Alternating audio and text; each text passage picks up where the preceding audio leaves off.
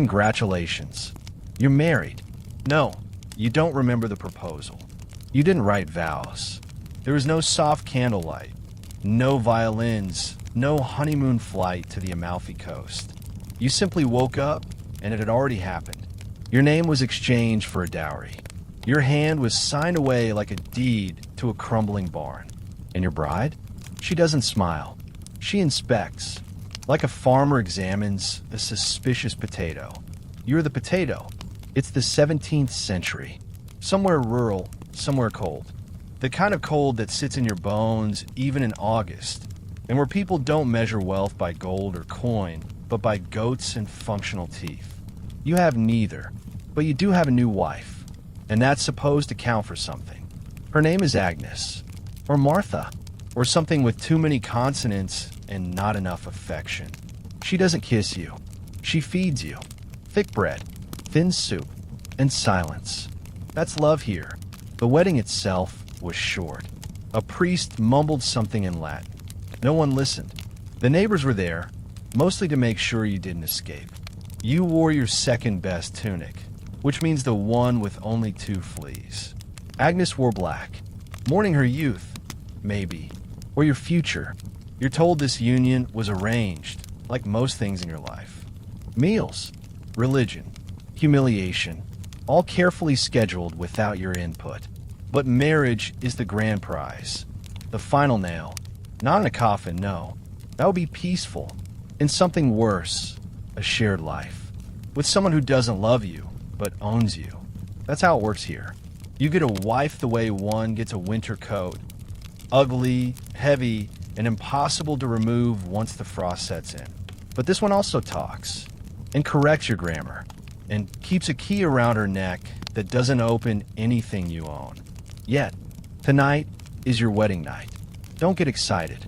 There's no bed of rose petals waiting for you. Just a wooden frame stuffed with hay, possibly rats, and your own regrets.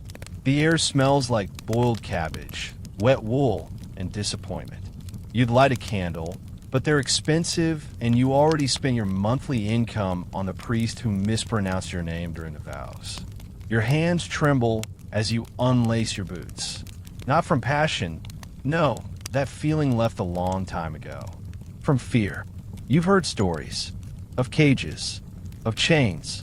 Of men like you who snored too loud, drank too much, or simply forgot their wife's name once at market. They say women are gentle in this century.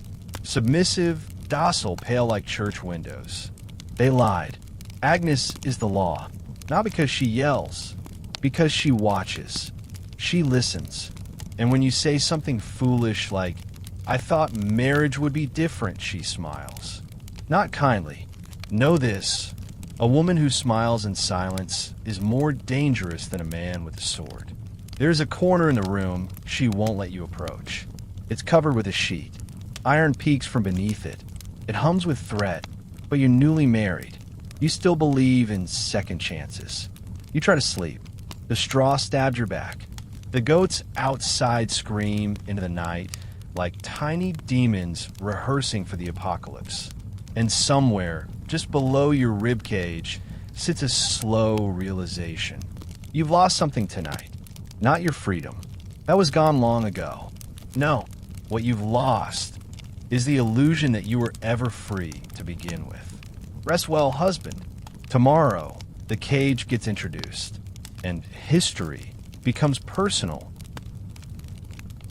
You wake up choking on hay. It clings to your beard, your throat, your dignity. Each breath draws in a bouquet of barn. Sour milk, fermented animal, and a deep, ancient scent of moldy wood that's seen more winters than you have teeth. The sun hasn't risen yet. It never truly does in this part of the world. The sky just turns from black to something vaguely lighter, like depression fading into monotony. You slept on what they generously call a matrimonial bed. In truth, it's a flat wooden plank with straw that hasn't been changed since the last plague, and maybe a blanket that doubles as a curtain in times of argument. There were arguments last week. There will be more. You glance to your left. She's already awake, staring out the window, still in her nightdress, still armed with that terrifying calm only women who've tamed oxen possess. Her hands are busy braiding her hair, tight, like a rope or a noose. You imagine it around your neck, not with eroticism, but as a forecast. Last night, she didn't touch you. That would have been mercy. Instead, she pressed her back against yours like a silent wall, a fortress. You, on the other hand, didn't sleep. You listened to every creak of the wooden frame, every whisper of wind that snuck through the cracked shutters, every goat outside that screamed like a dying child. Yes, there are goats, at least 5. You counted during the ceremony when you were too anxious to pay attention to your own vows. They live below the bedroom, separated only by rotting planks and shame. Their scent rises in humid waves, an invisible cloud of barn breath and ammonia. You live above the animals, but not above the smell. You're hungry, but not in the modern, romantic sense of I could eat. You're hungry in the 17th century sense, in the my ribs ache, my knees shake, and I would punch a priest for half a boiled turnip sense. Your wife, gracious in her silence, hands you a slice of bread. It's not warm. It's not fresh. It has a texture somewhere between bark and regret. You chew slowly, each bite reminding you that your molars were a casualty of last winter's scurvy. No milk latte today. No avocado toast. Just this stale bread, cold air, and the quiet sound of your own illusions dying. The room is bare. No paintings. No bed curtains. Just a crucifix slightly crooked, as if even Jesus is turning away. There's a pot in the corner, your toilet. You share it. That's intimacy now. Shared smells. Shared silences. Shared shame. Your clothes are still damp. You hang them by the fire last night, but the fire went out before the flames touched the sleeves. So now you slide on cold linen that clings to your thighs like damp parchment. You smell like mildew and desperation. And then you hear it. The scrape. Metal on wood. Slow. Deliberate. You turn. She's moved the sheet, revealing it. The cage. It sits there, quietly, not screaming, not threatening, just existing, like death, or taxes, or mother-in-laws. It's smaller than you imagined. You wouldn't fit if you stood up. That's the point. It's not meant for standing. It's meant for folding, for collapsing, for submission. It's painted black, with hinges that look newly oiled. That's love, you think, maintaining the thing that's meant to break you. She doesn't mention it. She doesn't need to. You're still chewing your bread. Suddenly, you're not hungry. You stare at it. The flakes of crust falling onto your lap like bits of crumbled hope. Some men spend their honeymoon on ships to foreign lands. You spend yours staring at a cage while chewing moldy wheat and listening to goats urinate beneath your floorboards. Congratulations again. You're not a husband. You're an occupant of a contract, of a sentence, of something that once resembled love, but now smells faintly of rust and morning breath. Your day hasn't even started, but you already feel the weight of iron behind you, not just in the cage, but in her gaze. And this is only the beginning. You don't ask about the cage, because asking would mean admitting that it's real, and real things carry consequences. But it's there, lurking in the corner of the room like a secret no one wants to whisper, but everyone smells. You try not to look at it, yet your eyes betray you. Again and again. It's smaller than you hoped, crueler than you feared. Crafted of iron, not wood, not rope, not the kind of soft confinement one might associate with play or pleasure, but cold, hard iron. The kind that bends for no man and warms for no fire. You step closer, not out of courage, but in that helpless, tragic way people move toward things that might destroy them. Like moths, like men. Its bars are thick, worn smooth by years of skin. Yes, skin. There are scratches, names maybe, or prayers. You kneel beside it just to see if you could fit. You could, not comfortably, not with your legs stretched or your spine straight. But that's the point. The cage is not designed for comfort. It's designed for remembering. Remembering what? That love here comes with structure. That vows mean consequences. And that if you forget her birthday again, your body will be gently folded into this iron confession booth, and you will sweat your guilt into its floor. Some might call it punishment, others penance. But your wife, she calls it discipline. And discipline, in this house, is an act of love. She once told you that. She was stirring porridge, back turned, wooden spoon moving slowly through that bland, bubbling swamp. And she said, without looking at you, I don't believe in yelling. That's for dogs and priests. I believe in teaching. Teaching men how to love properly. You thought it was metaphor. You were wrong. This cage, it's her chalkboard. Her holy scripture. Her love letter in steel. No ribbons. No lace. No perfume. Just metal and silence. And the silence is louder than anything. Because it waits. The cage waits for the first lie. The forgotten chore. The suspicious smell of tavern smoke on your tunic. The moment when your eyes stay too long on the baker's daughter, who walks with that swing that should be illegal in this village. It's not a prison, she insists. It's not meant to hurt you. It's just a reminder. A place to reflect. And you will reflect. On your knees, curled like a dying beetle, while your joints ache and your nose runs from the cold. You'll reflect so hard your soul might leak out of your ears. You remember the stories. The other husbands, like Jorgen, who bragged too much about the tavern girl and ended up in a cage for 3 nights. They say he came out quieter, gentler, and walked with a tilt ever since. Or Tomas, who laughed too loud at his wife's bread. They found him singing psalms in a whisper, rocking back and forth like a child. They say he found God in that cage. Or madness. Same thing, really. And still, no one speaks of it directly. Not in church. Not in market. It's a secret wrapped in iron and shame. But the women know. They share glances. They nod at each other like members of some unspoken sorority. Wives who keep their men folded and tender, like dough left to rise under pressure. And the men? We laugh. We joke. We pretend. Because admitting fear is worse than the cage. You look at it now for too long. She notices. She doesn't say anything, but her lips twitch. Slightly. Just enough to let you know. She's glad you've seen it. She wanted you to. This wasn't a mistake. It wasn't forgotten. It was placed there. Carefully. Quietly. Like a wedding gift you didn't register for. Like a warning folded in linen. So tonight, you'll sleep next to it. Not in it yet, but close enough to smell the rust. To imagine the shape your body would take inside. And the real terror, the part that keeps your stomach from digesting that stale bread, isn't the fear of being locked in. It's the slow, creeping suspicion. That part of you believes you deserve it. The church bells ring at dawn. You think they sound holy. She thinks they sound late. You cross yourself like a good husband.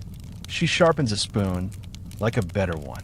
Today is Sunday, a day for God, guilt, and publicly pretending you don't live in fear of your own wife's herbal poultices and sudden silences.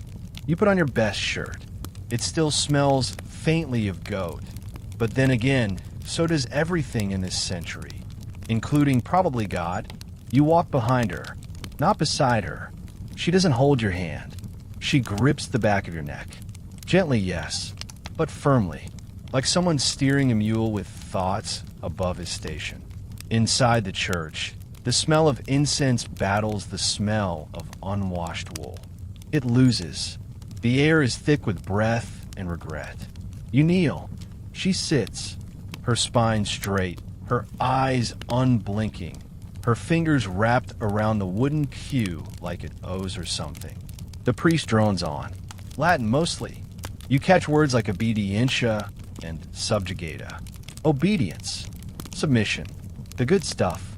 He speaks of wives who must honor their husbands. Submit to them. Be meek. Be soft. He reads from the scriptures. Something about Eve being created from Adam's rib, not the other way around. She exhales slowly, not in reverence, in disbelief. Because here's the twist. She did listen to the sermons. She heard every commandment. She just misapplied them. See, the priest says, wives, obey your husbands. But she hears, husbands should be worth obeying. And you left your socks on the floor. Again, she takes the holy doctrine, folds it like laundry, and repurposes it into something practical. Something with structure. Something with hinges. Religion, to her, isn't about forgiveness. It's about accountability. Not hers. Yours. So, when the preacher lifts his hands and praises the divine hierarchy, God, then man, then woman, she smiles the way a wolf smiles at a butcher who just slipped. Because she knows, sermons end, but cages stay bolted.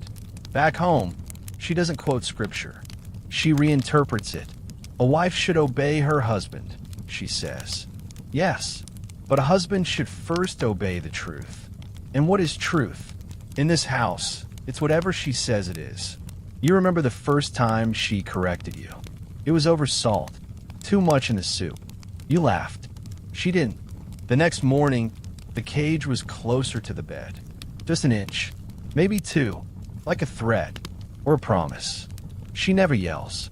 Yelling is for unstable women. For drunks. For tavern brawls. She whispers. And the whisper travels further. The church says I must obey. But it never said I can't improve you first. You once asked her if she believed in God. She said, of course. I believe he made men weak, so women could feel useful. There's no fighting theology when it's wrapped in a clean apron and a stare that could curdle milk. She doesn't just command your body. She commands your conscience. She rearranges guilt like furniture. You don't need chains? Not really. She binds you with expectations. Disappointment. Silences that last for hours and taste like spoiled butter and burnt bread.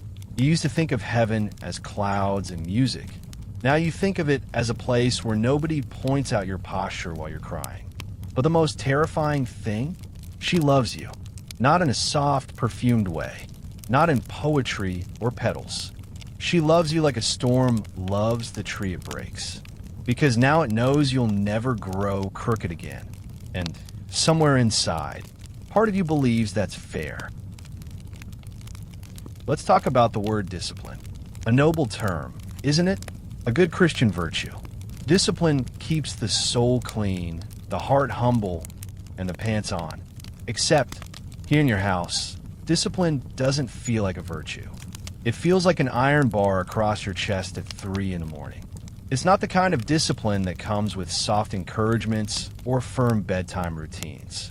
It's the kind that arrives with a clatter, that smells like rust, that leaves marks, not always visible, but always there.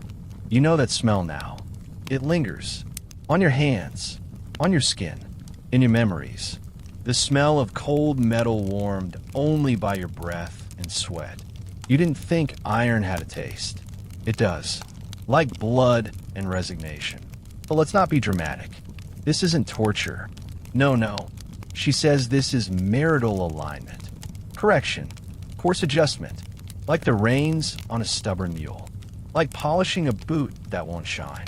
Like taking a slightly defective husband and gently, oh so gently, forcing him into shape.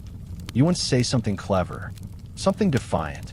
But you're lying on the floor of the cage, and your spine is bent like a question mark. Let's rewind to how it began. It was late. A Thursday. You'd spent a few too many hours at the alehouse, listening to Jorgen complain about his wife's cooking. You laughed. Loudly. Too loudly. You came home with tavern breath and excuses. She didn't argue. She simply gestured to the corner, where the cage now sat half lit by candlelight. You chuckled. She didn't. And that's how your trial began. She didn't force you in. No, that would be barbaric. She merely stood by the door, arms crossed, apron immaculate, waiting. And somehow that was worse, because it made it your choice. So you crawled in, because deep down, some crumbling part of your pride believed that if you did it yourself, it wasn't punishment. It was compromise. It was love. You try to adjust. You try to sleep. But the floor is splintered. Your knees ache. You're curled like a child, but there's no lullaby. Only the squeak of the hinges. The slow, rhythmic tapping of her spoon against the bowl in the next room. It lasts 6 hours. 6 eternities. You emerge before dawn. Sore, silent, and strangely docile. You notice things now. Her tone, her pauses, her hands when they reach for the ladle. Not with threat, but with potential. This isn't a marriage anymore. It's an arrangement, a performance, where you play the role of a man who once believed in his own authority. And she plays the part of someone who lets you believe just enough. But here's the part no one wants to admit. It works. The cage, the discipline, the cold, sharp structure of her affection. You're more punctual now. You say thank you after meals. You listen, actually listen, when she speaks. You even stopped ogling the milkmaid who smells like salted pork and low expectations. Because the truth is, the cage doesn't just change your body. It changes your soul. You start to crave her approval. You start to measure your worth not by freedom, but by how long you've avoided the metal. You find pride in obedience. And somewhere in that quiet, shameful place inside you, you wonder if this is what love really looks like in the 1600s.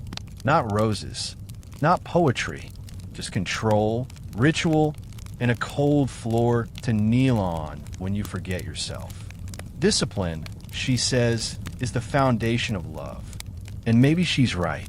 Or maybe you've just been in the cage long enough to believe it. You don't remember the date. That's the problem. To you, it was just another Wednesday.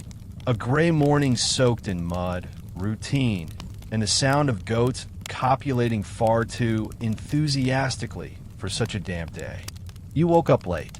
You didn't kiss her forehead. You didn't say anything at all. Really. Just muttered something about the firewood being damp and scratched at your armpit like a dog returning to its oldest wound. She, on the other hand, remembered everything. The date, the hour, the way the midwife had screamed the moment she was born into a cottage that smelled like burning linen and blood sausage. She remembered her mother handing her a boiled egg, the only gift they could afford. She remembered swearing to herself that when she became a wife, someone would celebrate her. Not ignore, not mumble. Celebrate. You did not celebrate, not even by accident. Not a flower, not a ribbon, not even a passive-aggressive, you look awake today. You just took the last slice of bread and left crumbs on the floor again. She let the day pass in silence. Didn't speak, didn't scold, just watched. And as every hour ticked by, you felt it. The pressure, the quiet, the weight of something that hadn't happened yet. That night, you came home to a clean room. Too clean. The bed made tight enough to bounce a penny off the blanket. The dishes scrubbed so thoroughly they didn't just shine, they judged.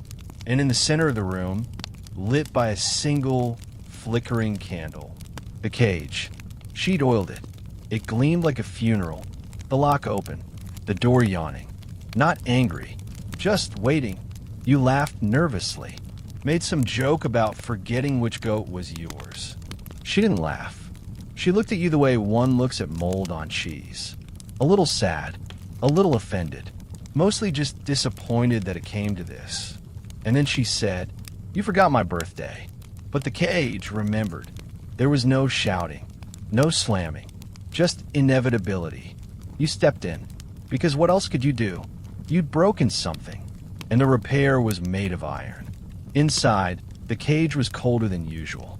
Maybe it was your guilt. Maybe it was the metal itself, infused with her silence.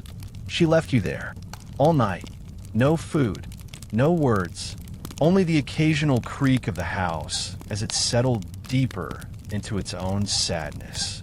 You watch the candle flicker. You listen to your stomach complain. You try to remember why. Why you forgot. Too tired? Too distracted? Too certain she'd remind you, like she always did?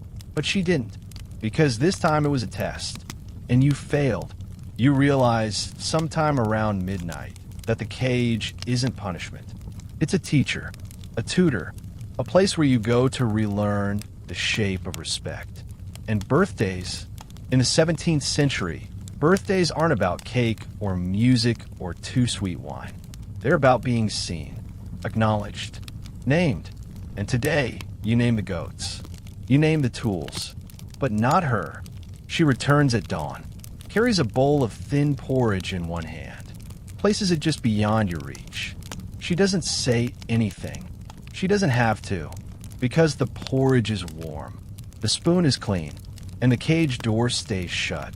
You stare at the bowl like it's salvation, but you don't ask for it, because some things, like porridge and forgiveness, must be earned. So you sit in your iron apology, knees to chest, breath shallow, eyes wide, and you whisper her name just once into the dark. Not because she asked, but because you finally remembered. There are sounds you never forget. The first is the dull clang of the cage door. The second is the laughter. Not from your wife. No, she's far too evolved for something so pedestrian. The laughter comes from them. The townsfolk, the shoemaker's apprentice, the baker's second daughter, the butcher, who always smells like raw meat and judgment. They're all watching, because today, you're wearing the horns. Let's rewind. It started with a rumor. They always do. Someone saw you in the market, speaking to Margarethe, she of the low bodice and aggressive eye contact. You were asking about onions. That's what you say. But gossip doesn't need accuracy. It just needs witnesses. And someone desperate to feel powerful after 20 years of washing another man's underthings. So the story spread. By breakfast, you were smiling too long. By lunch, you were grabbing hips behind the spice stall. By sunset, you were balls deep in sin and smelling of rosemary. Your wife didn't ask questions. She didn't confront. She prepared. You came home to find them on the table. The horns. Two curved, painted things. Goat-like. Heavier than they look. They were affixed to a leather strap, designed to sit snug across your head like a crown of humiliation. Beside them, a bell. Not dainty. This one came from the neck of an ox. You laughed. She didn't. And so, on the following Sunday, instead of your usual walk to church, you were marched. Out front, head held high, by force, not pride. The horns bounced slightly with every step, catching sunlight and judgment. The bell clanged with each motion, announcing your arrival like a cursed herald. Children pointed. Old women shook their heads with slow, delicious satisfaction. One man clapped. Just once. Just enough. You were the spectacle now. Not a man. A lesson. This wasn't just your wife punishing you. This was a ritual. A tradition. And here's the part that really guts you. It wasn't even that uncommon. There were entire towns with designated shame parades. Ceremonies where unfaithful husbands, or just inconvenient ones, were dressed in horns, bells, ribbons, even mock dresses, paraded through the square, sometimes tied to donkeys, sometimes forced to sing psalms through tears and gritted teeth. Why? Because shame sticks. It stains better than blood. It soaks into the fibers of your reputation, and no amount of good behavior ever quite washes it out. Your wife walked behind you, silent, holding a switch, not to use but to suggest. She didn't speak. She didn't smile. She simply let the bell speak for her. Clang, clang, clang. Each note a declaration. This man forgot his place. This man wandered. This man belongs to me. You made it through the square. Barely. Your legs wobbled, not from weight but from exposure. You didn't think humiliation had a taste. It does. It tastes like iron and bile, like stale bread in your own tongue, bitten too hard to stop the trembling. When you return home, the horns were placed back on the table. Not destroyed, not hidden, just waiting. For the next lesson, the cage wasn't even mentioned. Not tonight, because the bell had done its job. Now, when you walk into town, people look at you differently. Not with pity, not with anger, with certainty. You are no longer a man. You are a man corrected. And strangely, that silence at home feels heavier now. Because you know she forgave you, but the town never will. There's a special kind of hunger that hums just beneath the skin. It isn't dramatic. It doesn't make you faint or fall over like the poets pretend. No, it's slow, quiet, humbling, and in your case, well earned. It's day 3 of your silent penitence. You've been permitted to sleep outside the cage again. Lucky you, but the mattress has been stripped, the blankets removed, and the firewood accidentally left damp. You exist now beneath layers of cold, itchy wool, and marital disappointment. There's food in the house. You've seen it. She hides it behind the flour barrel. Tins of salt cod, jars of preserved plum, honey, enough to feed a family. But you're not family right now. You're a consequence. So you get the bowl, the one that used to belong to the dog. Your meal arrives every morning with little ceremony. A slab of dry, rye crust, 3 pickled herring, eyes intact, floating in a vinegar bath that burns your nose hairs from across the room. And once, on your birthday, perhaps out of pity, a boiled parsnip, unseasoned, room temperature, mocking you with its pallid dignity. You've begun to dream of food, not banquets, not feasts, just warmth, fat, something that doesn't squish like regret between your teeth. But she says hunger is clarifying. A man with a full stomach forgets too quickly. A man with a growling belly listens better. She's not wrong. The hunger makes you alert, present. Every sound is sharper now. The snap of her apron strings as she ties them. The wet cough of the goat outside. The distant crunch of the village baker's delivery cart. You can even hear your own thoughts again, unfortunately. And what do they say? They remind you of your sins. The birthday you forgot. The shirt you didn't mend. The time you spoke over her at the parish picnic and she smiled at you in a way that said, "We'll talk later." And later meant a long, painful session in the cage. Your knees aching, your mouth dry, and your stomach desperately trying to digest its own memory of porridge. But it's not just hunger in the belly anymore. It's hunger of the self. For approval. For eye contact. For the return of the way she used to touch your shoulder. Not with assessment, but affection. You trade a whole smoked ham for that now. Hell, you'd trade your left boot for half a pair. The humiliation, you accepted. But the loneliness? That's new. Because when the food is taken and the comfort is stripped and the cage becomes less of a punishment and more of a place, you realize something terrifying. You miss her. Not the woman she is now, but the one who used to hum when she stirred the soup. The one who once mended your socks without being asked. The one who didn't need a cage because your attention was voluntary. You think of apologizing, not because you believe it'll change things, but because your stomach, your soul, and your spine all seem to agree. You've been reduced, reformed, fermented, like the herring that now stares at you with glassy judgment. This, apparently, is marriage, or at least yours. It doesn't come with sonnets or silk. It comes with vinegar, discipline, and pickled shame. But there's something else, too. Something uncomfortable to admit. The hunger works. You're sharper now, more careful. You speak less. Listen more.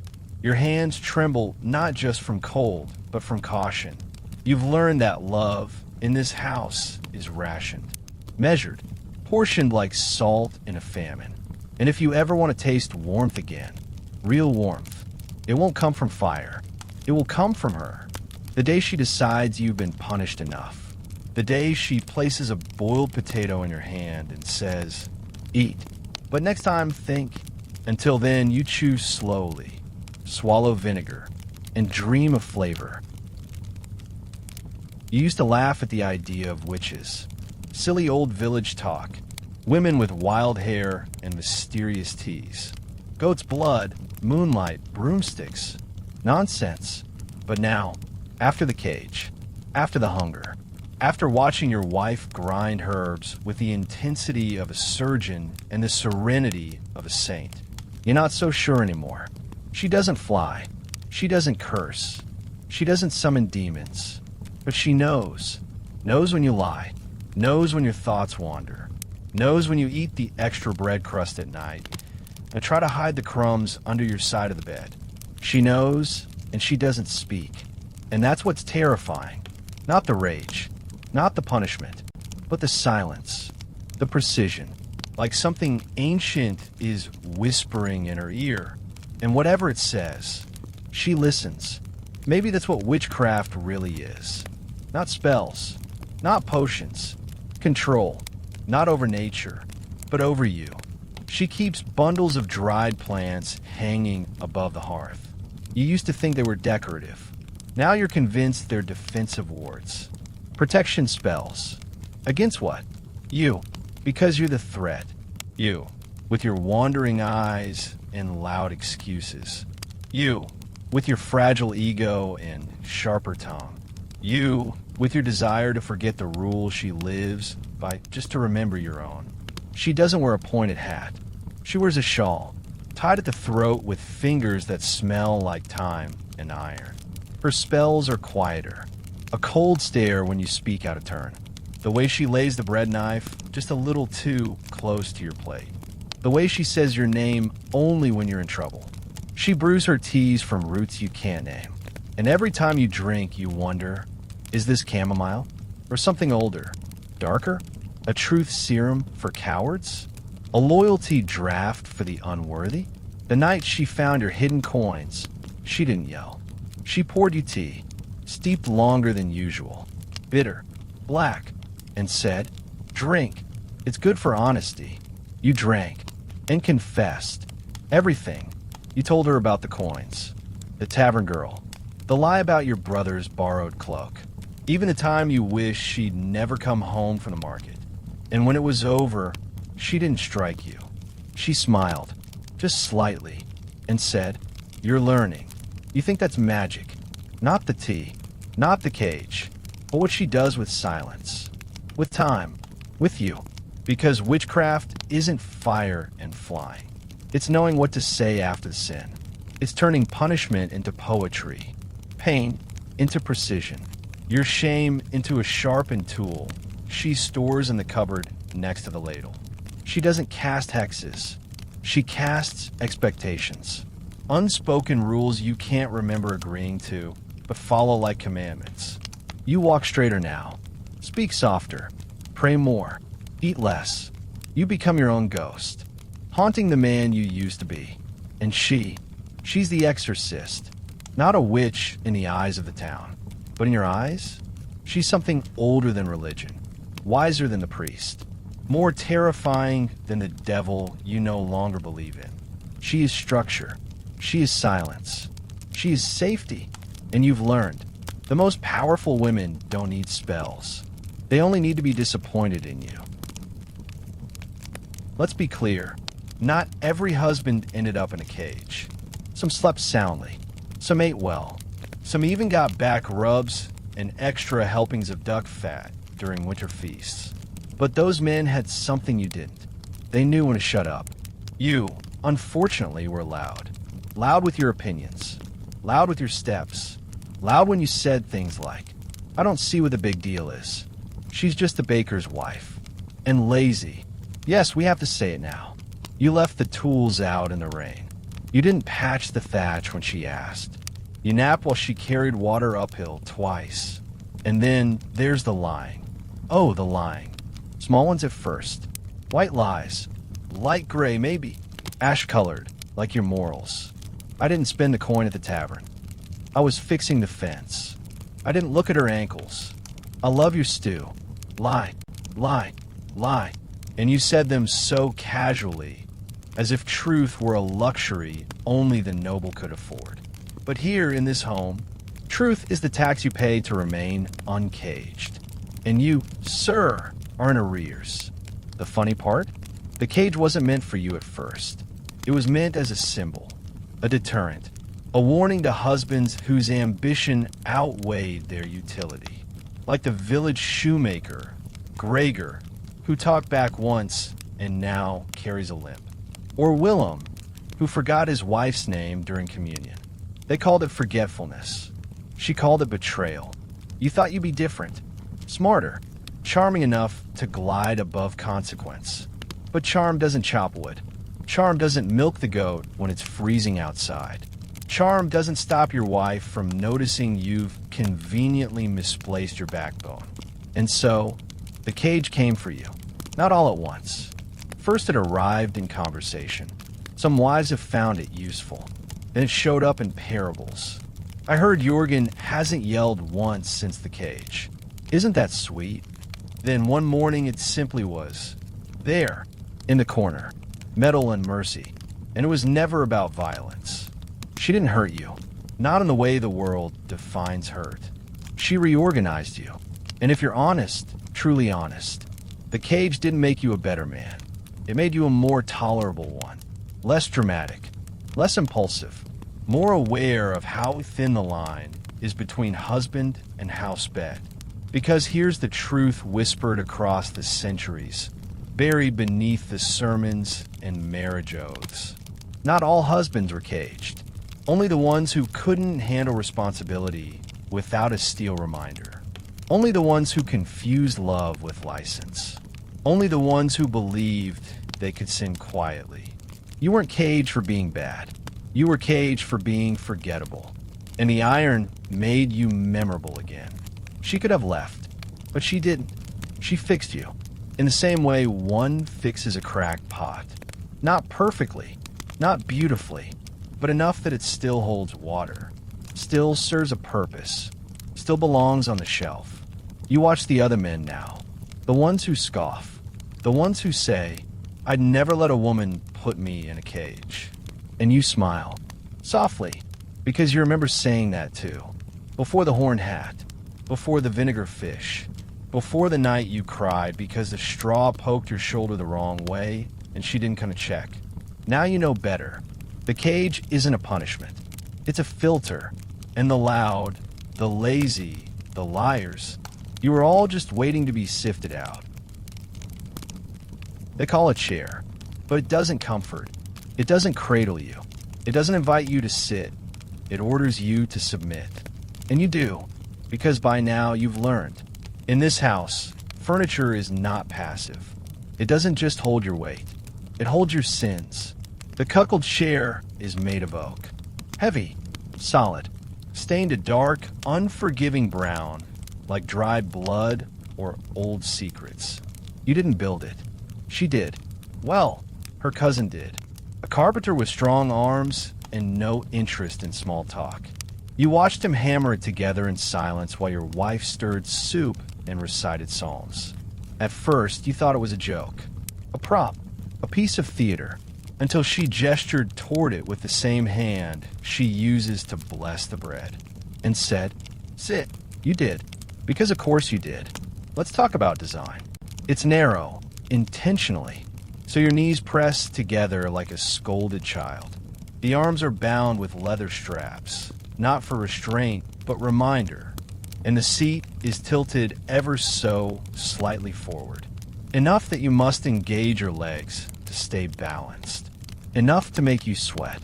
And just beneath your feet, bells. Not loud ones. Not church bells. Little ones. Tied to a wooden base so that every time you shift your weight, they jingle softly, as if mocking your discomfort in perfect harmony. The chair sings your guilt.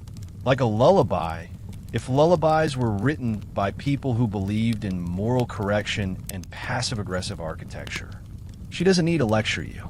The chair does it for her. Each creak says, you should have come home earlier.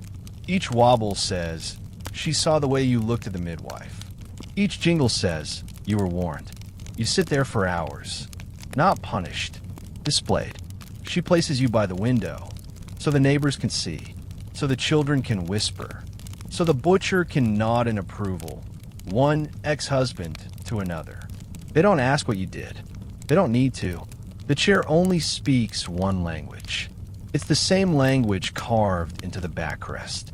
Fidelitas. Loyalty. Not love. Not kindness. Loyalty. Because in the 17th century, a husband's heart isn't expected to burn. It's expected to belong. And if it wanders, there's a chair for that. You watch her move about the house, pouring water, feeding the chickens, muttering to herself about barley prices and rain. She never looks at you directly. Not once. That's the genius of it. It's not that she's angry. It's that she's bored of you now. And nothing in the world is heavier than a woman's disappointment sculpted into silence. The chair begins to feel like a second skin. You memorize its edges. You feel the splinters beneath your thighs like tiny truths. You stop shifting, stop fighting, and let the bells go still. Because stillness, at least, cannot be misinterpreted. When she finally approaches, she doesn't unlock you. There are no locks. You are always free to leave. She simply places a bowl at your feet, stew, warm, and says, "Eat, husband. I need your strength to mend the fence tomorrow." And in that moment, you understand, this isn't about cruelty. This isn't about revenge. It's about order. And the chair? It's just another tool. Like the broom. Like the firewood. Like you. So you eat. Quietly. Carefully. Because nothing humbles a man faster than realizing his shame has four legs, a backrest, and a name whispered behind closed doors. And in that quiet room, with stew on your lap and bells at your feet, you feel it again. Not fear, not even guilt, just usefulness. And in this house, that might be the closest thing you'll ever know to redemption. There are things you inherit that no one writes down. Not in wills, not in letters, not in the trembling script of a father who drank too much and apologized too little. You inherit a posture, a way of standing in doorways and not being noticed. You inherit the way your grandfather's mouth stayed shut while your grandmother stirred cabbage in silence. You inherit the look your father wore every time he forgot an anniversary. That soft, shrinking expression of a man who knows the price of error, but forgets the receipt. And most of all, you inherit the silence. It's not taught, not handed down with ceremony. It just seeps in, between spoonfuls of stew, between the sound of your own breath, held longer than necessary when she walks into the room. You weren't always this quiet. You used to laugh loudly, the kind of laugh that makes dogs bark and neighbors mutter. You used to speak with your hands, flailing, animated, full of opinions. You used to interrupt, correct, explain. Now you sit. You listen. You nod. You are a husband. More importantly, you are a trained one. She didn't do it with threats, or whips, or fire. She did it with absence. The absence of praise. The absence of touch. The absence of the small sounds that used to let you know you were still seen. That perhaps is the most punishing silence of all. The kind that doesn't scold, doesn't cry, doesn't even sigh. It just withdraws. And you're left sitting at the table, chewing bread so stale it splinters your gums, wondering when she stopped calling you love. Silence has a weight. It isn't loud, but it presses on your spine. It curls you inward. It turns your voice into something brittle. You used to speak in declarations. Now you speak in apologies. You say things like, "If it pleases you, of course, whatever you prefer." Not because you're afraid, but because you remember. You remember the time you asked her why she never smiled anymore. And she looked at you with eyes dry as winter wheat and said, "What's there to smile about? When you only hear me after I've gone quiet?" You remember that night, the long stretch of darkness after those words. She didn't speak to you for 3 days. 3 days of clinking spoons, dragged chairs, door hinges echoing like church bells in a haunted chapel. And you realize something then. Her silence wasn't just absence. It was command. It was design. It was a room she invited you into and locked from the outside. And like all rooms she builds, there's no key for you, just the hope that one day she'll open the door again. You start anticipating her moods like weather. You track her silences like barometers. You measure your words like a man counting coins before market, careful not to overspend. Your father was the same. You remember the way he sat at the table, quiet as ash, while your mother spoke about chores and the neighbors' ungrateful husbands.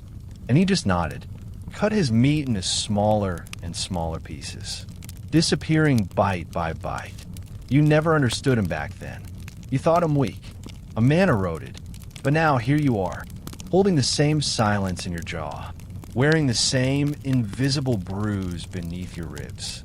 And you realize he wasn't weak. He was surviving in a world where mistakes aren't punished by fists, but by the vacuum that follows them, where affection isn't withdrawn loudly, but vanishes like smoke, leaving behind the bitter, scentless air of indifference. You inherit that too, the way the men before you shrank, not from more, but from women who mastered the art of withholding. And so you sit now, quiet, respectful, still. The cage might be gone for the moment, but silence is its echo, and it rings in you like a hymn, low, slow, and unending. You used to think love had a shape, maybe a heart, maybe a flower if you were feeling poetic. A letter slipped beneath a door, a kiss by candlelight, a woolen scarf in winter. But in this house, love looks like iron, not molten, not romanticized into swords or spires, just forged, cooled, and nailed into corners where you used to store hope. The first time she showed you the lock, the real one, not the symbolic gaze or the slow tightening of expectations, it clicked shut like a final word. She didn't smile. She didn't gloat. She simply said, "It holds better than promises." And she was right, because words are slippery things. You said you'd be home by dusk. You said you hadn't spoken to Margaretti. You said you'd fix the fence. You said you loved her. But iron doesn't slip. It doesn't stutter. It doesn't forget birthdays or leave socks near the stove. It just holds. It holds your body, your temper, your lies. You need to run from the things you promised. The cage, you've come to realize, is not a punishment. It's a translation. Her way of taking all your good intentions and turning them into a shape you cannot escape. And what a shape it is. Crafted by the same blacksmith who forged the church gates. The cage gleams in the candlelight like a confession made solid. Its bars are thick with delicate curls at the ends. Iron flowers that suggest elegance, even as they imprison you. Because that's how she loves you. With structure, with balance, with aesthetic violence. You don't resent the craftsmanship. In fact, it humbles you. You used to write her poems. She used to build things. You thought your rhymes were enough. She thought otherwise. And now here you are, sitting in a sculpture, a metal sonnet, a poem she had forged in fire and bent to the exact dimensions of your failure. You remember the first night she locked it around you. The sound of the latch. The way it echoed in your chest louder than the church bell ever could. She placed a blanket outside the bars. Not inside, no. You'd have to earn that. But just outside, so you could see it, smell it. Imagine what softness felt like again. That was her version of a love note.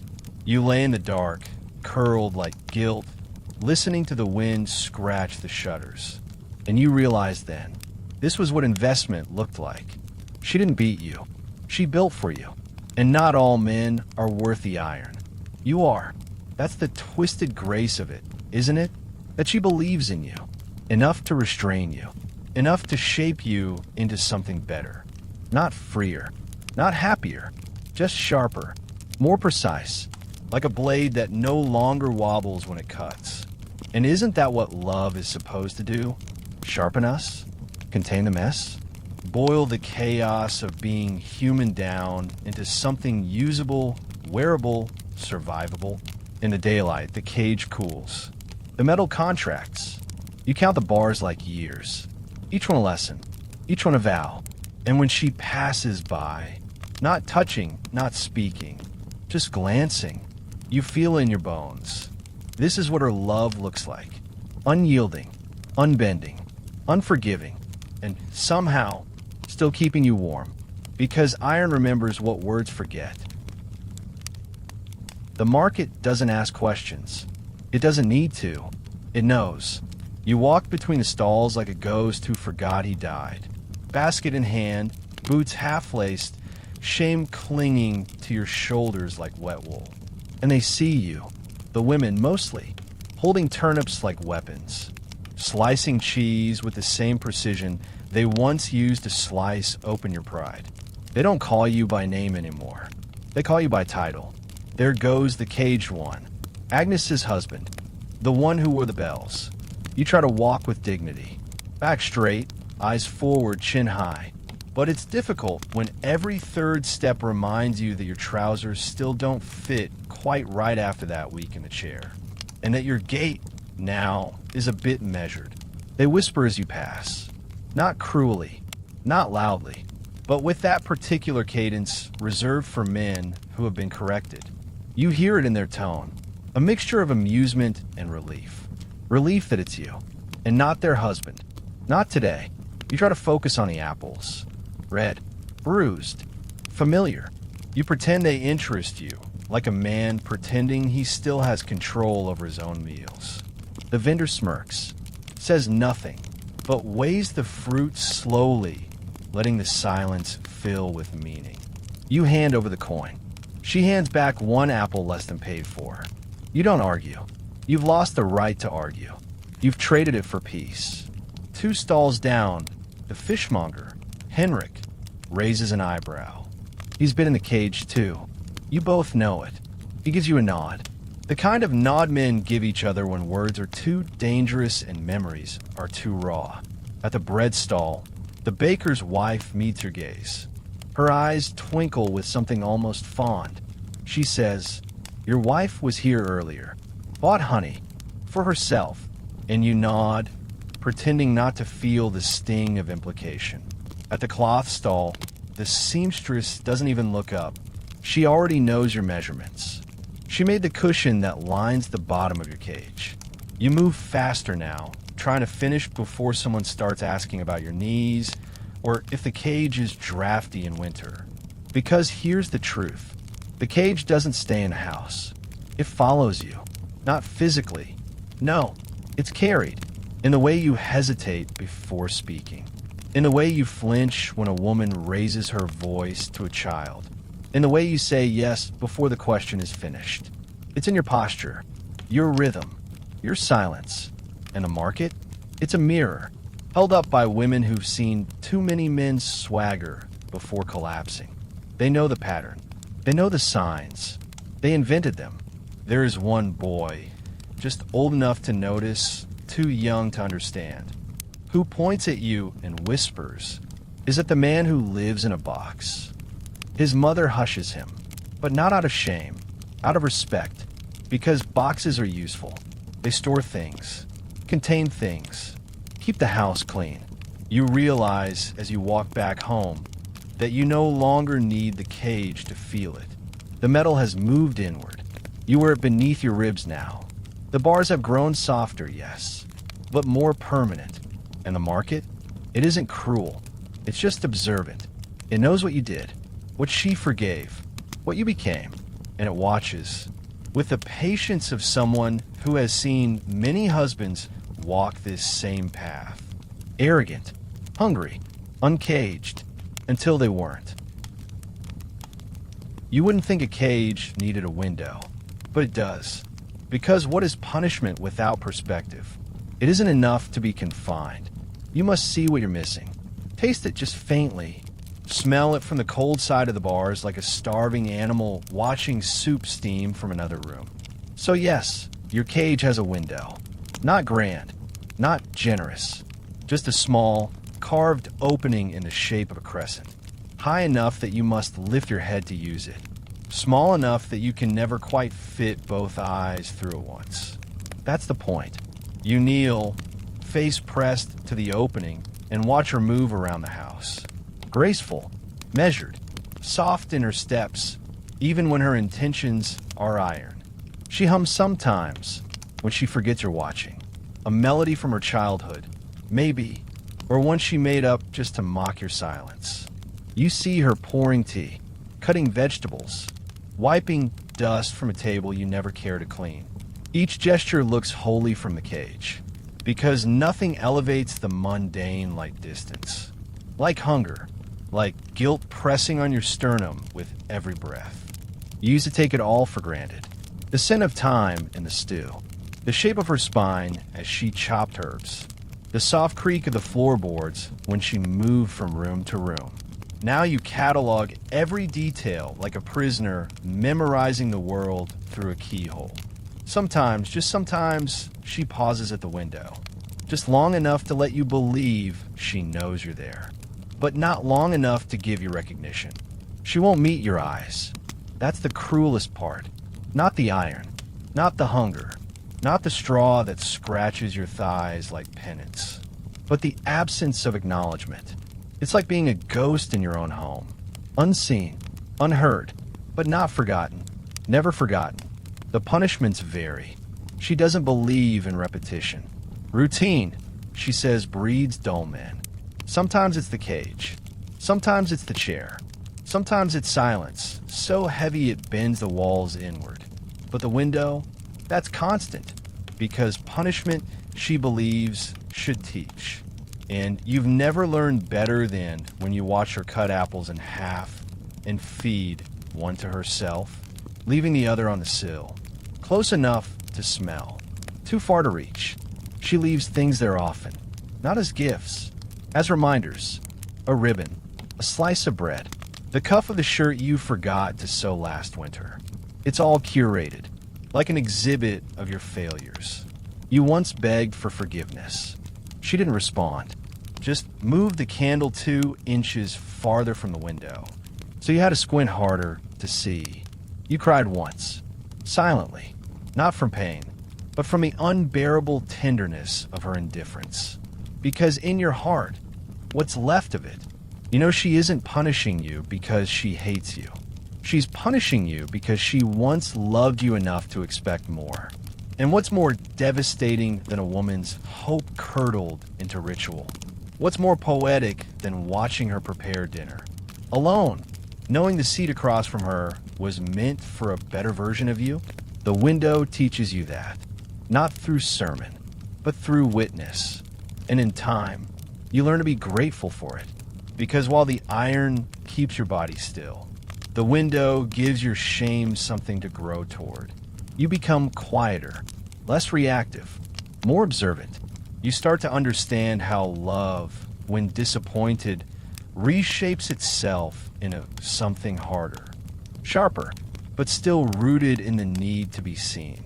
And when she finally, after days, places a small, warm bun on the sill and whispers, "You may eat." You do, not like a starving man, but like a student who's been readmitted to the school of her grace. The cage is still locked. The iron's still cold, but the window has opened, just wide enough to breathe again. And in that breath, you taste not freedom, but the complicated, quiet flavor of being allowed to try again. The word doesn't exist yet, not the way you need it to. Abuse is a ghost in this time, a whisper in the back pew, a sin only when it spills blood, not when it rearranges a man's sense of worth. You ask the question in your head, never aloud. Because even now, even after the cage, after the chair, after the bread denied, and the window taunting you with smells you weren't allowed to touch, you're still not sure you have a right to ask it.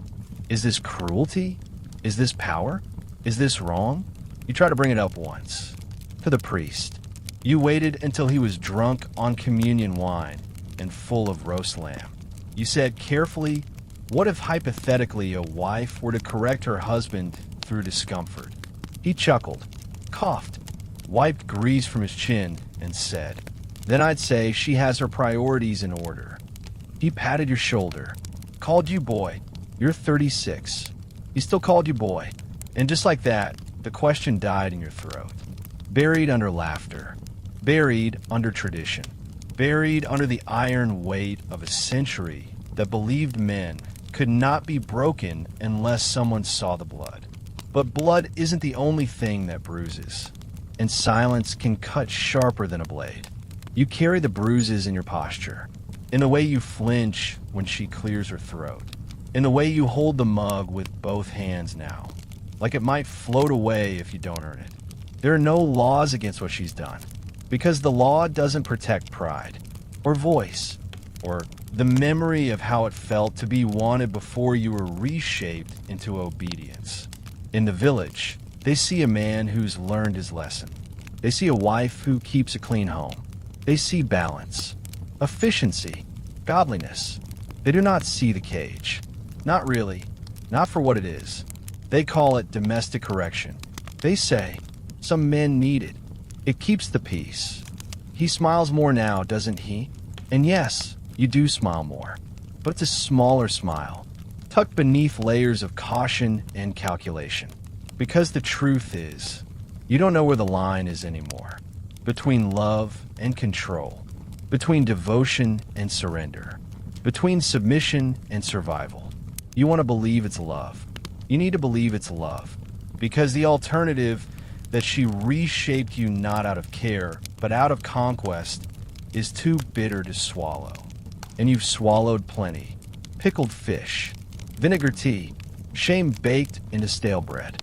You begin to tell yourself stories. Soft ones. Ones that make this all seem noble. She didn't cage me.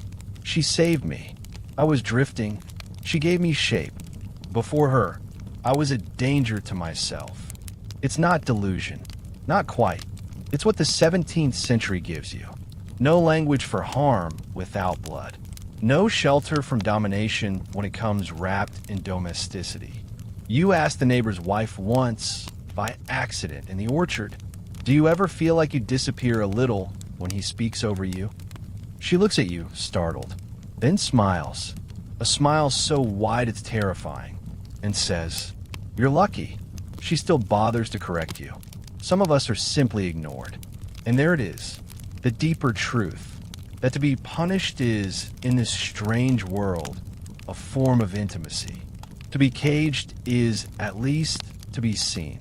Because this century doesn't recognize emotional wounds. It recognizes structure, order, hierarchy, God. And God is not interested in your feelings. He is interested in obedience. So is this abuse? The 17th century says, maybe. The village says no. You, silently, mouth the word like a sin. Uncertain, unspoken, and still, half in love. With the woman who built your prison, with the same hands that once fixed your buttons. And somehow, that ambiguity hurts more than any bar ever could. Smell is the most loyal of memories. It doesn't fade like vision. It doesn't warp like sound. It waits. And when it returns, it brings everything back with it. The shame, the salt, the sound of your name said with disappointment instead of desire. And here, in the belly of your home, beneath the creaking beams and above the sleeping goats, your guilt has a smell. It's not romantic. It's not metaphor. It is quite literally shit. Goat droppings, piled in soft, steaming mounds below the floorboards. You sleep just above them, in the loft she allows you to call the men's corner. It has no door. No privacy, only a mat, a stool, and a small wooden chest you're no longer allowed to lock. But the scent travels, up through the cracks, into your nose, into your dreams. You used to think guilt would feel sharp, like a blade, or a burn. Something sudden, but it doesn't. It settles, like damp air, like the sour musk of livestock and sweat-soaked linen. You try to mask it, rubbed rosemary on your wrists, held a sprig of lavender under your nose like a dying prince in a tragic play. Didn't help, because the smell isn't in the air. It's in you. She said you could sleep indoors again, after the window, after the stew, after the apology, but she didn't say where. So now you curl on the straw mat that sags in the middle. Your back aching, your hands blistered from firewood you chopped just a little too eagerly, trying to prove something neither of you will name. And each night, the goats below snored in their sleep, occasionally scream. One of them farts like a demon. You no longer flinch. You simply absorb, because the smell, as awful as it is, makes sense now. You deserve to sleep in it. It's fitting, isn't it? You sowed your betrayal with breathy lies and barmaid glances. And now you reap your penance in animal stench and the dull ache of slowly rebuilding trust. You clean the goat stalls every morning. It's not asked of you. You volunteer. You shovel the droppings into a sack, haul it to the compost pit. You do it quietly. You do it thoroughly. You do it while the other men pretend not to watch from behind curtains. Because they know, everyone knows, your house smells different now. Not worse, just more honest. Sometimes she stands in the doorway while you work. Doesn't say a word. Just watches you scoop your sins into a wooden bucket and carry them outside. It's not punishment anymore. It's your routine. And the smell? It follows you. Into the market. Into the church. Into the dreams where you once had dignity. It clings to your boots. Your nails. Your breath. And when you lay down at night, beneath that thin wool blanket she no longer tucks in for you, you smell it again, and it says, you were careless. You were loud. You were lucky she didn't leave. So you roll to your side, breathe through your mouth, and say a prayer you don't quite believe in, because you've learned something the sermons never mentioned. Repentance isn't just kneeling. It's living in the mess you made, until the stench no longer makes you gag, but reminds you to behave. There are apologies that are whispered in the dark, with trembling lips and hopeful eyes. And then there are the ones that blister. Yours were the second kind, because here, in the 17th century, a man's regret is not measured in words, but in skin. There's no parchment, no pen, no velvet apology box with a ribbon and a poem tucked inside. There is labor, there is silence, there is pain, and if you're lucky, there is forgiveness hidden at the bottom of a bucket. You made the mistake again. Not a big one. Not this time. You raise your voice. Just slightly. Not in anger. Just tired. She had corrected you in front of her sister, and you, without thinking, said, enough. The silence that followed was not heavy. It was precise. Cold. Like the air between strangers who used to kiss. She didn't speak to you for the rest of the day. Didn't serve you supper. Didn't turn down your mat. And you knew that if you didn't act fast, the silence would harden into something worse. So you woke up before the sun. You filled the water buckets 2 at a time until your fingers blistered from the coarse handles. You scrubbed the steps with vinegar and old rags, your knees scraping on the stone until they wept quietly beneath your trousers. You red-hatched the corner of the barn roof, though no one had asked. And you did it all without being told, because that's the only language you're allowed to speak now. Not explanation, not defense, effort. Apology in this house is physical. And blisters, well, they're punctuation, little pink proofs of your remorse. Pockets of pain that say, I understand. I'm sorry. I'll be better. You burned your hand on the stove trying to make her tea. The pot tipped. The handle snapped. She found you kneeling on the floor, eyes watery, cradling your palm like a broken bird. She didn't rush to you, didn't coo or gasp. She looked at the burn, then at your face, then back at the floor, and she said, calm, quiet, that will teach you to speak carefully. You wanted to scream, to cry, to remind her you were human, not livestock. But instead, you nodded, because in this world, pain is not always punishment. Sometimes, it's the ritual of return. Later that night, she left a small salve beside your mat.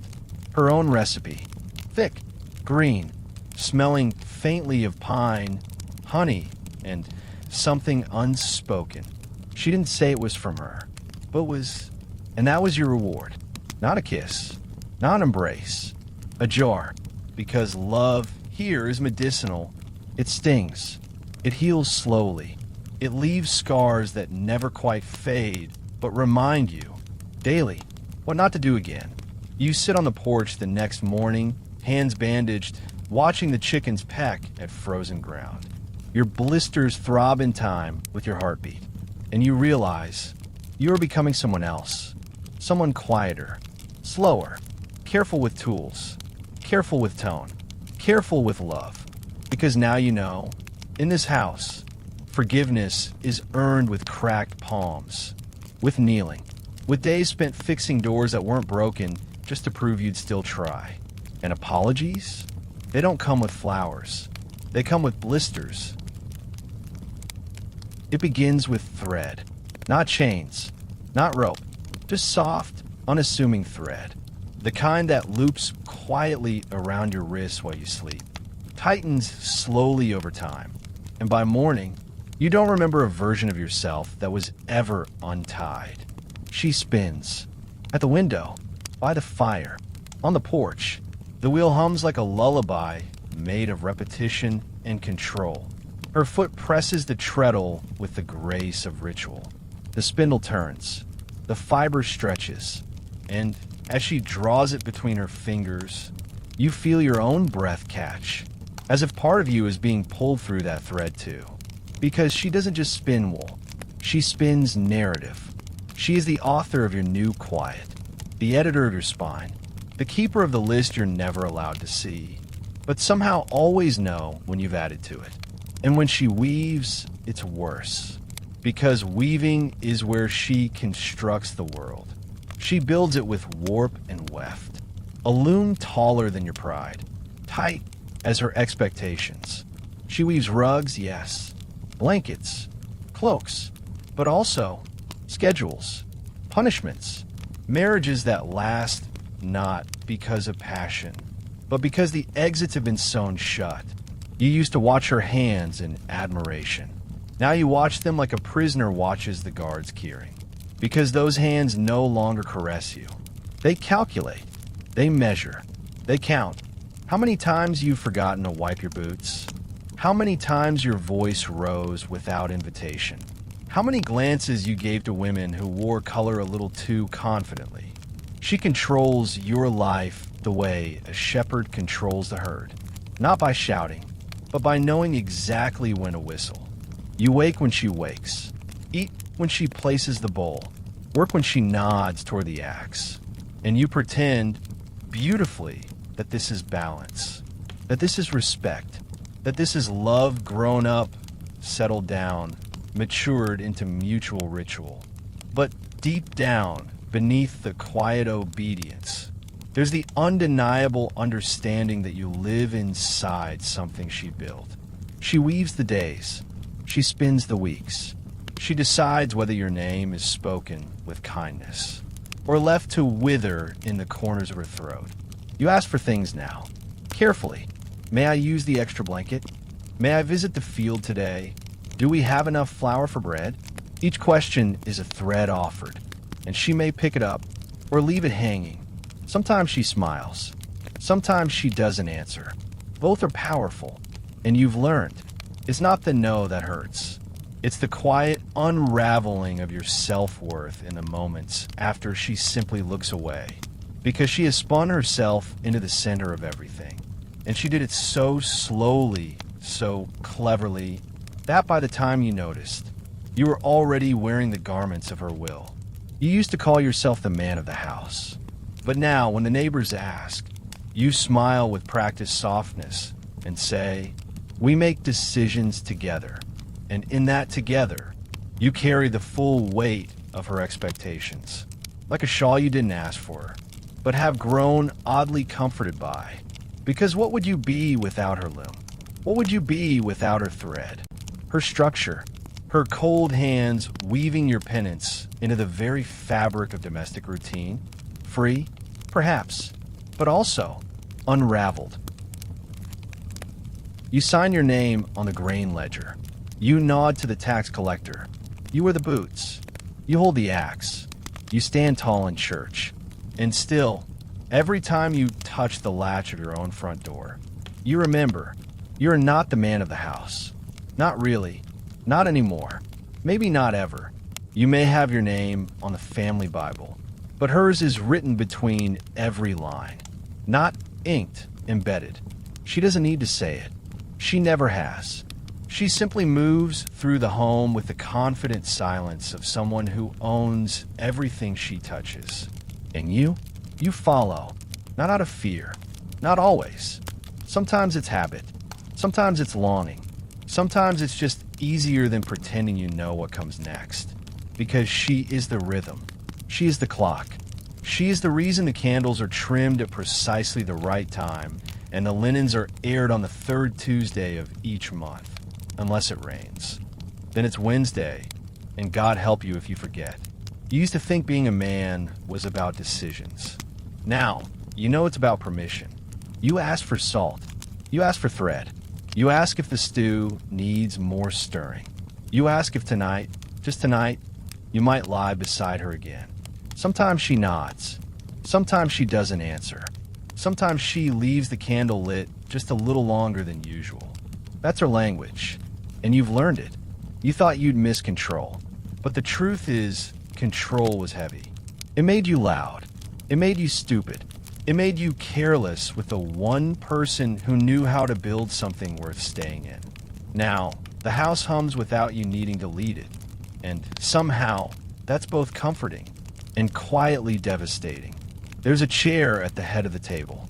You used to sit there, once, until the day you spilled soup and corrected her Latin in front of guests. She didn't say a word.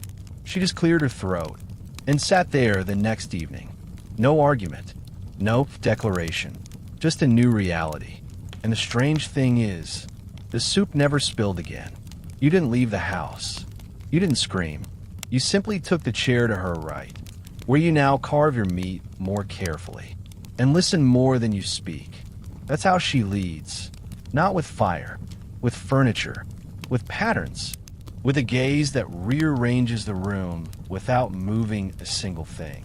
Even the dog listens to her. It used to sleep at your feet. Now, it lies at the kitchen door, waiting for her to drop crumbs like blessings. She gives commands without tone, not fetch wood, but a quiet glance toward the basket, and your body moves before your brain does. Because obedience, once practiced long enough, becomes choreography. You don't question the steps anymore. You just try not to trip. Sometimes, late at night, you stand in the doorway and look at her profile in candlelight, and you wonder what she sees when she looks at you now. A partner? A student? A regret? She turns and smiles. Not wide, not warm, but present. And that's enough. Because even if you're not the man of the house, you're still in it, still fed, still seen.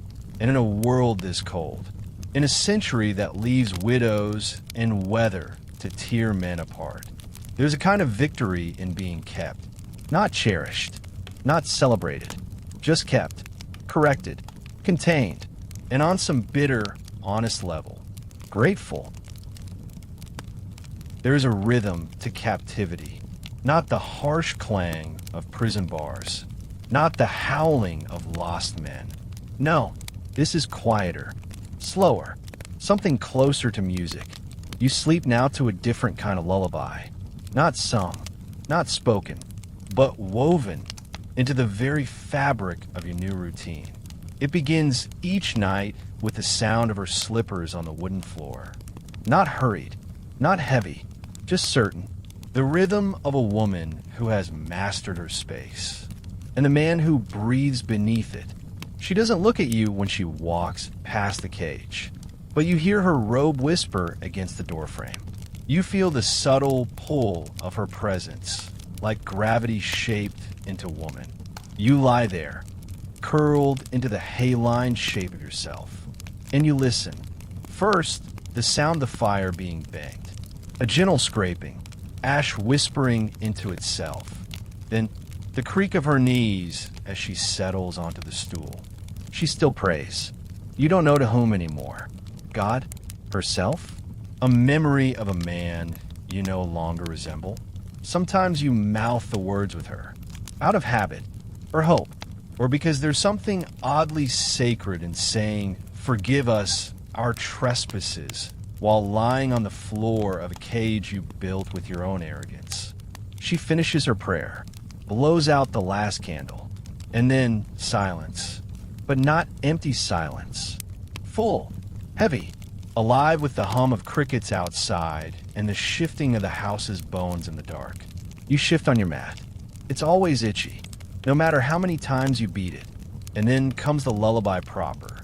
The wind finds the cracks in the wood and sings through them. The goats snore in fractured rhythms below you.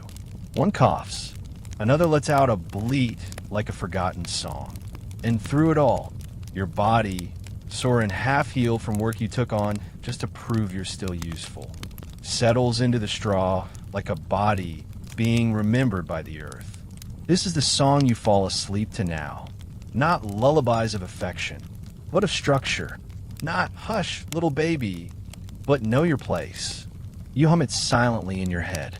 Chop the wood, boil the cloth, bite your tongue. Don't talk back. It has a rhythm, a logic. It rocks you more gently than any cradle ever could. Because when guilt lives long enough inside the bones, it starts to sound like comfort. You remember, once long ago, she sang to you. You were feverish, burning up from some countryside plague. She pressed cold cloths to your face, fed you broth, and hummed a tune that sounded like a river remembering how to flow again. You wanted to ask her about that song, but now it feels inappropriate, like touching a relic with unwashed hands. Instead, you build your own songs from memory and shame. Your lullabies are made of chores completed, mistakes corrected, expectations met, not exceeded, just met. They wrap around you at night like a blanket sewn from obedience. Sweep the hearth, mind the dog, don't forget what you are not. You no longer cry.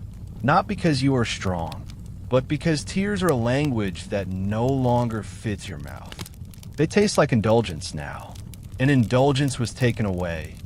Quietly, firmly, completely. You once thought cages were metal things. Barred and brutal. Now you know. They could be stitched from habits. From hesitations. From lullabies hummed beneath breath. Sweet enough to silence you. Soft enough to soothe you. Sharp enough to keep you from ever leaving. And as you drift off, eyes fluttering beneath the dark like birds behind glass, you whisper the last line of your song. If she's quiet, you've done well. If she's silent, pray like hell. And sleep, when it comes, feels less like freedom and more like permission. At first, it was subtle, a lingering glance over the fence. A loaf of bread delivered with too much curiosity. A question disguised as politeness. How are things? Said slowly, like they're fishing not for news, but for confirmation of a rumor. You thought it wouldn't reach them. Your shame. You believed the walls of your home, however thin, would muffle the creak of control, the subtle shifts in your posture, the way your hands no longer moved like they belonged to you. But word travels differently in small places. It doesn't gallop. It seeps through cracks, under door frames, inside the hum of spinning wheels and a clatter of pails. They noticed, of course, the men first, not because they cared, but because they feared it might be catching. They saw you walking behind her at market, arms full, eyes lowered, smiling too often for someone who used to laugh. They heard the rumors, the cage, the burn, the The long days spent in silence and goat filth. And suddenly, their wives began to take interest in discipline, in structure, in the subtle science of obedient husbands. One man, Matthew, pulled you aside after church. He was sweating through his collar, eyes darting like he'd stolen something sacred. He said, "Is it true she keeps a ledger?" You blinked. He leaned in. "Of your behavior, I mean. Deductions. Penalties. Does it work?" You didn't answer. Because how could you? How could you explain the intimacy of being rewritten by someone who knows you better than God ever bothered to? Instead, you offer a shrug. The universal gesture for, "It depends who's asking." The women noticed too, but differently, with a kind of reverent envy. They spoke to your wife in low tones, asked about training, asked whether she'd recommend the cage for the early years of marriage, or if it was better after the first betrayal. One of them even asked if she could borrow it, as if it were a baking pan. You heard them laugh, but not like women laughing, like queens laughing, heavy with knowledge, light with power. And you stood in the hallway, listening, realizing you had become something new, a cautionary tale that walked, breathed, carried baskets, and said, "Yes, dear," with stunning consistency. One evening, the neighbor's daughter, 12, all elbows in dirt, asked you, "Do you sleep in the cage, even when you're good?" You smiled, tried to say something clever, but the words felt dishonest before they reached your lips. You said, "It's not really a cage." She nodded, like she understood more than she should, and skipped away. But you heard her, later, whispering the word to her brother. Not really a cage. That's what it becomes. Not a scandal, not a horror, but a curiosity, a local oddity. Something to mention when the air goes still and the crops are slow and people need a new shape to stare at. You are the shape. Not monstrous, not tragic, just fascinating. Broken in a way that feels almost fashionable.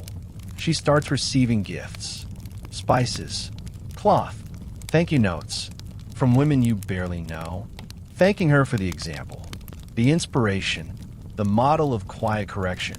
And you start to understand. You were never just being punished. You were being studied. You were the draft for a new kind of man. Soft-spoken, pre-corrected, structurally humble. The neighbors don't ask questions anymore. They don't need to. They've already started building their own cages. Lighter, prettier, with cushions and scented oils. You were the prototype. Now you're just another man in a village where love smells faintly of vinegar and obedience. And some days, you almost feel proud, until you remember. You were never asked if you wanted to be the lesson. It was gone one morning. No announcement, no ceremony, no dramatic moment of key-turning redemption. Just absence. An empty corner where the cage once crouched like a silent dog. You stared at the space for a long time, waiting for something to shift in your chest. Joy, maybe. Relief. Something bright. But there was nothing. No celebration. Just a silence that tasted vaguely of rust and old routines. The cage, you realized, was never the bars. It was never the door or the lock or the nights you spent on straw replaying the moment she stopped calling you love. It was never even her voice. It was you, the posture of you, the language you swallowed, the prayers you whispered into wood, the apology so permanent it rewired your spine. So now the cage is gone, but you still bow. You do it automatically. When you enter a room, when she speaks, when she doesn't. You lower your eyes when she ties her apron.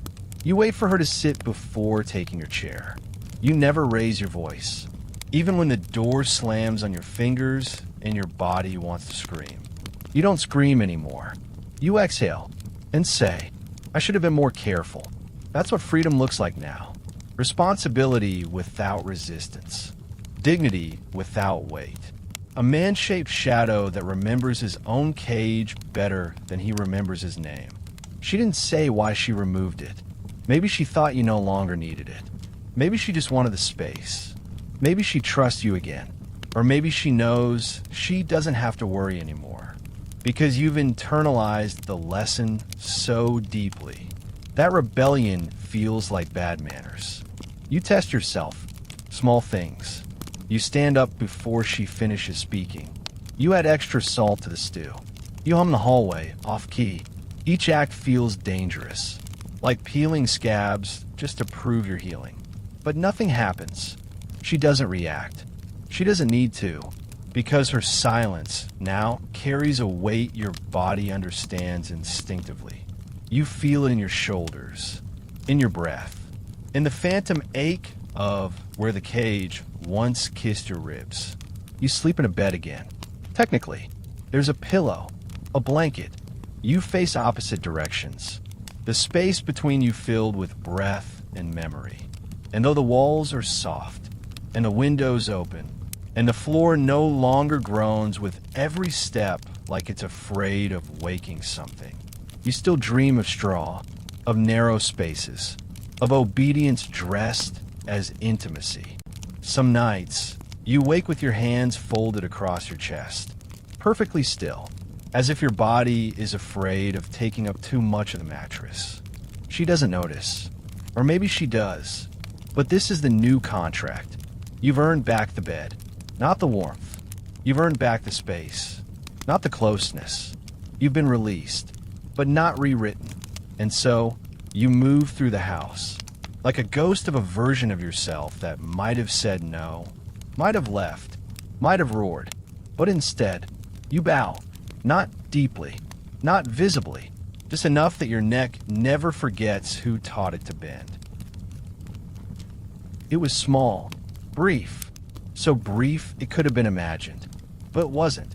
She smiled, not the tight, polite smile she wore at church, not the practiced smirk she gave to the grocer's wife when talking about your improvements, not the smile that asked for silence. This one was different, quietly radiant, unprompted, and worst of all, unexplained. It happened in the middle of a Tuesday, during something as ordinary as slicing onions. You were cleaning the floor, not because she asked, because it was dirty, because it was habit, because it gave your hands something to do other than remember what they used to hold. And there it was, from the corner of your eye, a lift at the corners of her mouth, a softness you hadn't seen in what? Years? Decades? Centuries, maybe if grief counts time. You froze, mid-scrub, the brush in your hand hovering over a streak of ash. She didn't say a word, didn't laugh, didn't explain, just kept slicing. Thin, perfect, translucent, as if the onions had always been obedient, and she didn't expect any less from you. And you stood there, heart thudding in your ears, wondering what you had done right. What equation of silence and submission had finally opened something behind her sternness. But the fear set in faster than the pride, because you didn't know why she smiled. You didn't earn it, not intentionally. And there's nothing more unsettling than kindness without a clear cause, because it could be grace, or it could be bait.